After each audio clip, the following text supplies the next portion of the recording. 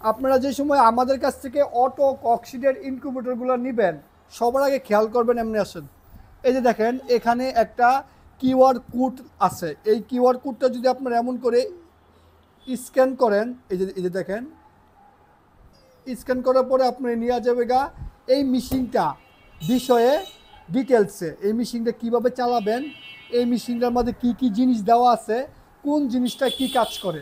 আপনারা এই ভিডিওটা কিউআর কোডটা স্ক্যান করার পরে, ভিডিওটা দেখার পরেই মেশিনগুলো লাইন দিবেন, ডিম দিবেন। তারপরে যদি কেউ কিউআর কোড স্ক্যান করতে সমস্যা হয়, উপরে লেখা আছে, এই লেখাগুলা পড়বেন। পরে একটা ভিডিওর কথা বলা আছে যে এই ভিডিওটা ইউটিউবে সার্চ দিবেন, দিলে একটা ভিডিও পাবেন। ওই ভিডিওটা দেখলেও বুঝবেন কীভাবে মেশিনগুলো চালানো লাগবে।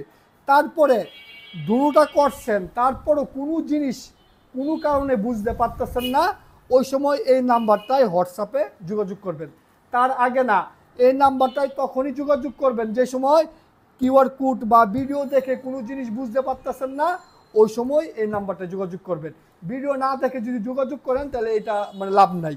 ঠিক আছে, এখন আমরা এই 276 বলেন, 264 বলেন, 528 বলেন, মানে আমাদের কাছে কক্সিডের যে অটোগুলা হয় 276, 264, 528, এই সাইজের কক্সিডগুলার মেশিনগুলা আপনারা কিভাবে চালাবেন এটার বিষয়ে আজকে আমরা আপনাদেরকে বিস্তারিত বলবো। সবার আগে আমরা এই মেশিনে কি কি লাগানো থাকে, কোনটার কি কাজ, এটার বিষয়ে বলবো। সবার আগে হইছে গা মেশিনের উপরে, এটা হইছে মেশিনের হাইগ্রোমিটার। হাইগ্রোমিটারের কাজ হইছে গা এই যে বড় লেখাটা আর্দ্রতা, মেশিনের ভিতরে কত আর্দ্রতা থাকবে এটা দেখা যায়। আর ছোট লেখাটা ওই যে দেখেন 30.4, এটা হচ্ছে হিট, এই মেশিনের ভিতরে হিট কত আছে এটা দেখা যায়। শেষ। তারপর হচ্ছে গা মেশিনের বাহিরে এটা অ্যাডপ্টার। অ্যাডপ্টারের কাজ হইছে এই জিনিসগুলোকে চালু করব। ঠিক আছে, এটা হচ্ছে HTC 1000 কন্ট্রোলার। কন্ট্রোলারটার কাজ হচ্ছে এটার ভিতরে হিট নিয়ন্ত্রণ করব, কারেন্টের হিট নিয়ন্ত্রণ করব। এটা হচ্ছে মোটর টার্নিং সার্কিট বলে। এই টার্নিং সার্কিটটা কাজ হচ্ছে এই মোটরটা 1 ঘন্টা পর পর এই পাশে যাবে, আবার 1 ঘন্টা পরে এই পাশে আসবে, এটার কাজ হইছে এটা। আর এটা হইছে ব্যাটারি, মানে আপনার কারেন্ট গেলে গা এটা ব্যাটারি সার্কিট, ব্যাটারি দাও চালাতে পারবেন। এই হচ্ছে এটার এই পাশের পরিচিতি। উপরে হাইগ্রোমিটার আছে, আর ভিতরে হইছে গা এটা হইছে ওই যে যেটা ব্যাটারি দা চলবো ওইটার লাইট দুইটা। ঠিক আছে, আর এইটা হইছে গা সেন্সরটা, হাইগ্রোমিটারের সেন্সর। জিনিসগুলো যেই পজিশনে যেমনি আছে এমনি থাকবো, লড়াচড়া করার প্রয়োজন নাই। এটা হইছে হাইগ্রোমিটারের সেন্সর। এখানে দুইটা সেন্সর আছে, একটা হইছে ব্যাটারি হিট দেখাইবো, একটা হইছে কারেন্টের হিট দেখাইবো। এটা হইছে টার্নিং সার্কিট, টার্নিং মোটর, যেটা 1 ঘন্টা পর পর এই পাশে আসবে, ওই পাশে নিবে, এর কাজ হইছে এটা। এটা হচ্ছে চেনটা লাগানো আছে। তারপরে এই যে দুইটা ফ্যান, এই দুইটা ফ্যানের কাজ হচ্ছে এটার ভিতরে বাতাস সার্কুলেশন করবে। এই যে দুইটা হোল্ডার আছে, দুইটা হোল্ডারে দুইটা লাইট লাগবে, এটা তো কন্ট্রোলারটা আছে। আর ওই যে দেখেন একটা ফ্যান লাগানো আছে, ওই ফ্যানটা ওভারহিটের। কখনো যদি মেশিনের ভিতরে ওভারহিট হয়ে যায়, ওই ফ্যানটা চালু হয়ে অটোমেটিক ওভারহিটটা বের করবে। এই ছিল মেশিনের পার্টসের পরিচিতি। তারপরে এই যে দুইটা লিমিট সুইচ আছে, লিমিট সুইচগুলোর কাজ যে সময় ফ্রেমটা এই পাশে আসবে, আসার পরে এটা চাপ খাবে, চাপ খেলে ফ্রেমটা থেমে যাবে। এটা হচ্ছে লিমিট সুইচের কাজ। আর এটা ফ্রেম আছে, নাট মুট লাগানো আছে, আমরা সব লাগাই দিই। এই ছিল এই মেশিনটার মানে যা যা আছে সবগুলো কোনটা কী কাজ করে। আপনারা কি কি কাজ করে জানলেন, কিন্তু আপনারা কখনোই এই জিনিসগুলোর মধ্যে কোনো রকম টিপাটিপি করবেন না, কারণ আমরা পরিপূর্ণ সেট আপ দিয়ে দিই। আপনার কাজ হচ্ছে মেশিন পাওয়ার পরে এই যে ভাই একটা লাইন আছে, দিলেন কারেন্টে লাগায়া। ঠিক আছে, কারেন্টে লাগাই দেওয়ার পরে এমনি আসেন, কারেন্টে লাগাই দেওয়ার পরে এই সার্কিটটা চালু হইব, এই সার্কিটটা চালু হবে। যদি এই দুইটা সার্কিট চালু হয়, ওকে, আমার এই দুইটা সার্কিট চালু হয়েছে, এই দুইটা সার্কিট কারেন্টে চলবো। আর এই সার্কিটটা চালু হইব যে সময় আপনি ব্যাটারির মধ্যে লাগাইবেন। ঠিক আছে, এটা পুরা মানে এটা হচ্ছে গা পুরা সাবজেক্ট ভিন্ন একটা। আমরা লাইন দেওয়ার পরে এই টার্নিং সার্কিটটা চললো হইলো, কারেন্টের সার্কিট চালু হইলো, ঠিক আছে। তারপরে আমি চলে আসবো মেশিনের ভিতরে। ভিতরে আমি এই যে লাইট 60 ওয়াটের লাইট লাগালে চলে। এইসব মেশিনে 100 ওয়াটের লাইট দেওয়ার কোনো প্রয়োজন নাই, যেহেতু ককশিট বডি 60 ওয়াটের লাইট লাগাই দিলেন। এই যে এই পাশে একটা লাইট লাগাবেন, ওই পাশে দুটো পাশে লাইট লাগাবেন। অনেকে বলেন যে ভাই একটা লাইট লাগালে চলবো না, ভাই দুইটা হোল্ডার লাগাইছি তার মানে দুইটা লাইটই লাগানো লাগবে। ঠিক আছে, লাইট লাগাই দিলেন। ঠিক আছে, আমার মেশিন ফ্যান চলতেছে, এই ফ্যান চলতেছে, ওই ফ্যান চলতেছে। ওভারহিটের ফ্যান কোন সময় চলবো? যদি মেশিনের ভিতরে অতিরিক্ত গরম হয়ে যায় তাহলে ওভারহিটের ফ্যানটা চালু হইব। যেহেতু অতিরিক্ত গরম নাই এই জন্য ওই ফ্যানটা চলতেছে না। যে সময় চালু হইব অটোমেটিক ওভারহিটের ফ্যান চালু হয়ে ওভারহিট এই কমবে। ঠিক আছে, তো আমি লাইট লাগাইলাম, সব আমার ঠিক আছে। ঢাকনা গো, ঠিক আছে, লাগাইলাম, সব কিছু করলাম, করার পরে ঢাকনা লাগাই দিলাম। লাগাই দিয়ে আমি ডিম দিব না, যেহেতু আমরা মেশিনটা পাঠাইয়া দিই, অনেকটা জার্নি করে, প্রবলেম হতেও পারে।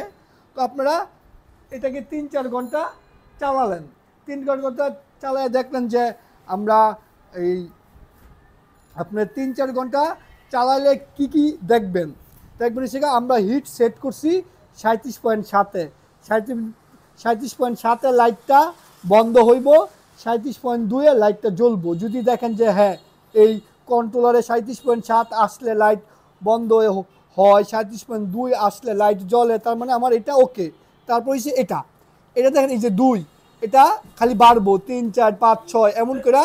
এটা হচ্ছে মিনিট, এই মিনিটটা আস্তে আস্তে বাড়বো। মিনিটটা যে সময় 60 মিনিটের যাইব এই টার্নিং সার্কিটটা ঘুরবো। এখন আছে এই পাশে, আবার ওই পাশে যাবে। যদি দেখেন যে 1 ঘন্টা পরে 60 হওয়ার পরে এটা ঘুরছে, তারপরে আবার 60-এর থেকে এটা কমবো 59, 58, 57 এমন করে যে সময় কমবো যে সময় জিরোতে আসবো, আবার ফ্রেমটা ওই পাশেরতে এই পাশে আসবে। যদি দেখেন যে না এগুলো সব ঠিক আছে, ফ্রেম এমন 1 ঘন্টা পর পর ঘুরতেছে, হিট ঠিক আছে, আমার মেশিন ওকে, আমি সব কিছু দেখলাম ওকে আছে। এখন আমি ডিম বসাই দেবো। ঠিক আছে, ডিম বসানোর ক্ষেত্রে এই যে ডিম আছে, এই যে ডিমের চুকা মাথা নিচ দিকে থাকবে। এই যে ভাই চুকা মাথা দিয়ে দিলাম। ঠিক আছে, চুকা মাথা দিয়ে দিলাম। ঠিক আছে, নিচে চলে গেল, ডিম দিয়ে দিলাম। দেওয়ার পরে আমি আবার শেষ, আমি ডিম বসাই দিছি।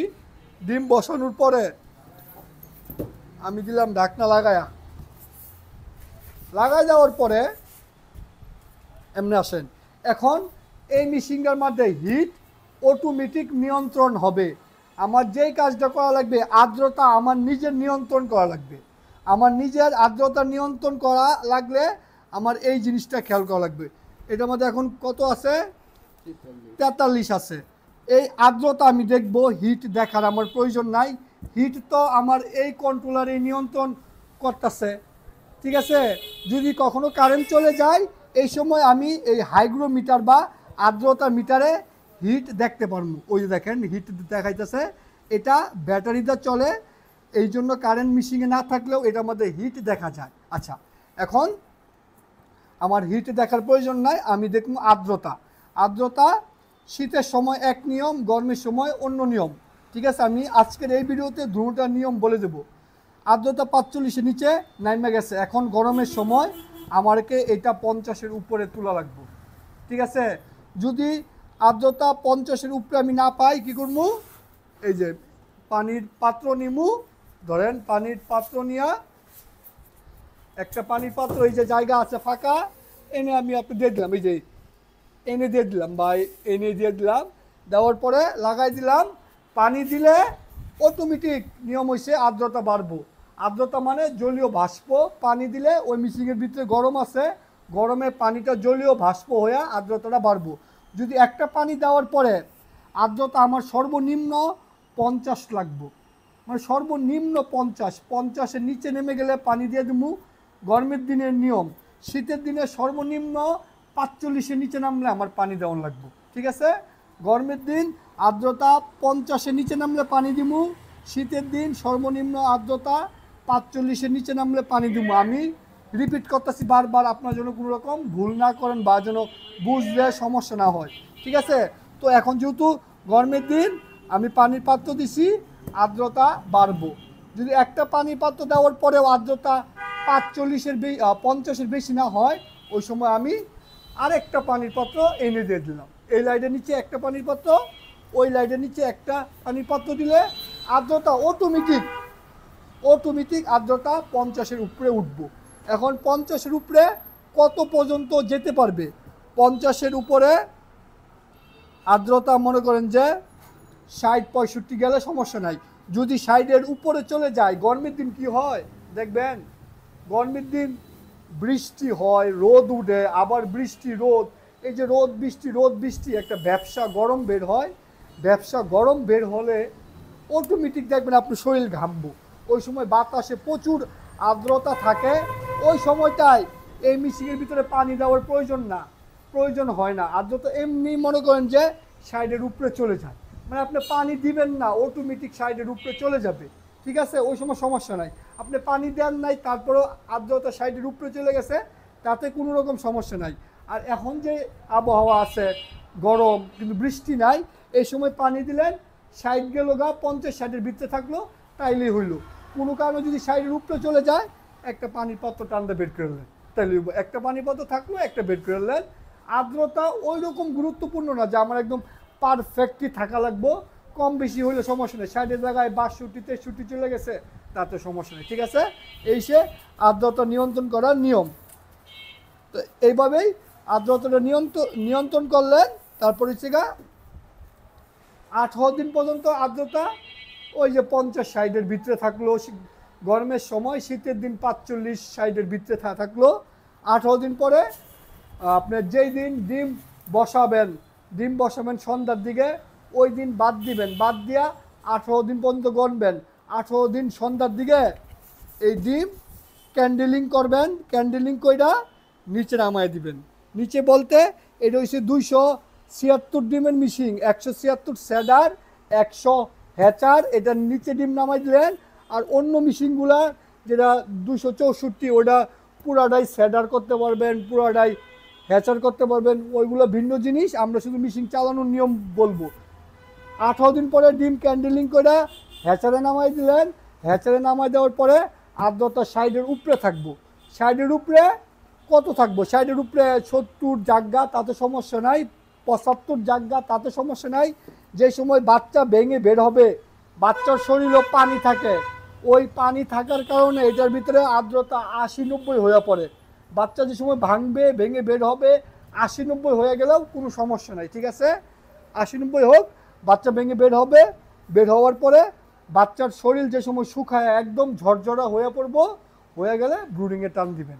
এই ছিল এই 276, 264, 528 ডিমের ককসিডের মেশিনগুলো চালানোর নিয়ম। আমরা আশা করি যতটুকু বলতে পারছি আপনারা বুঝতে পারছেন। আর লাইট 60 ওয়াটে লাগালে হয়, আর কোনো ঝামেলা নাই। তো এই ছিল এই ভিডিওটা। সবাই অনেক ভালো থাকবেন, সুস্থ থাকবেন। আল্লাহ হাফেজ।